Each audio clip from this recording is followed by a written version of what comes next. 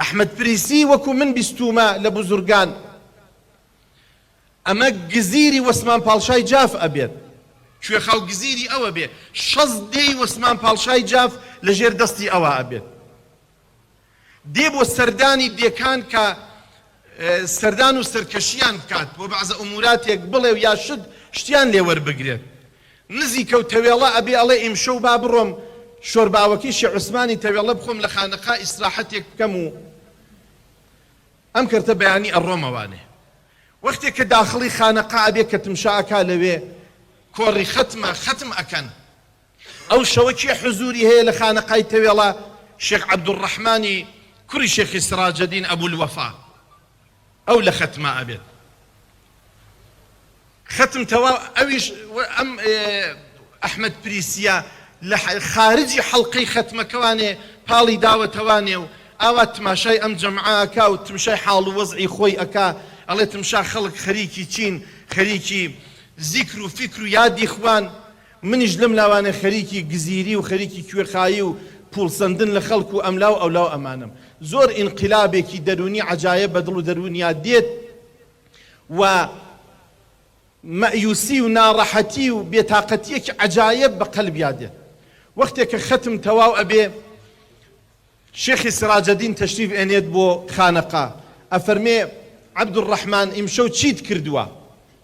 ئەفەرمێ قوربان ئەمە ئەحمەد پریسیە ئیمشەو هاتووە بۆ ئێرە، کارێکی وام لەگەڵا کردووە بڕوا و دوای ماوەیەک بێتەوە بۆ ئێرە. ئەفەرمێ ڕۆڵە شت ئینسانە بێ بە محکەمی و بە تونی بیگرێت، هەروە بە سەهل و سادە شت مەگرە. فەرمی نەخێ قوربان وام لێ کردووە کە بڕوا و بێتەوانێ. ئەم تەوەجوهات و لوتفی ئەولیایە لەگەڵ ئەم کابرایەی کە قەد نوێژ و تاعەت و عیبادەتی نەبووە، ئەم لوتفی ئەولیا، ئەم هیمەتی ئەولیای خوایە کارێکی وەها ئەکا لەگەڵ ئەحمەد پریسی ئەگەڕێتەوانێ بۆ لای عوسمان پاڵشا. دوای ئەوەی کە کۆی کردووەتەوانێ تەقدیمی ئەکات، ئەڵێ قوربان من چەند ساڵ نزیکی 40 ساڵە من گزیر و کوێخای تۆم، من ئالەم تاریخەوانێ ئەمن ئێتر ناتوانم گزیری و کوێخایی بکەم. گردنم ئازاکە و گردنت ئازابێ، زوڵمم لێ کردووی زوڵمت لێ کردوم، گردنم ئازاکە و گردنە ئازابێ، ئێتر خوا حافیز بێ.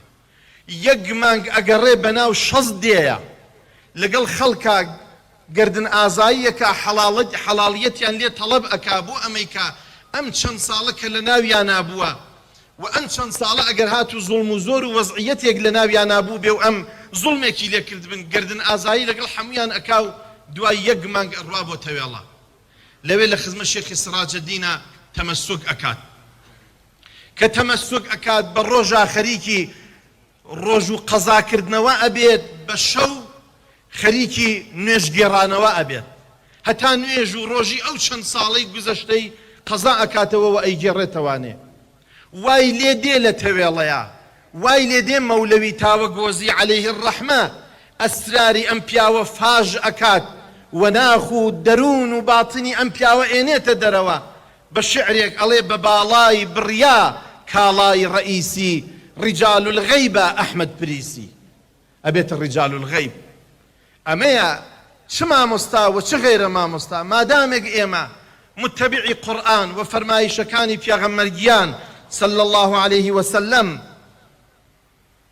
ومتبع علماء ومجتهدين إسلامي مخصوصا إمام الشافعي عليه الرحمة والرضوان وتابعي أولياء كان إخوة وخوشويستكان إخوة بين بخوا بملاو غير ملاوة إن شاء الله إنسان تقربي إلى الله بيا أكا وبالرزاية إخوة أكا بشرط راستي وصداقة بشرط توبي بحق.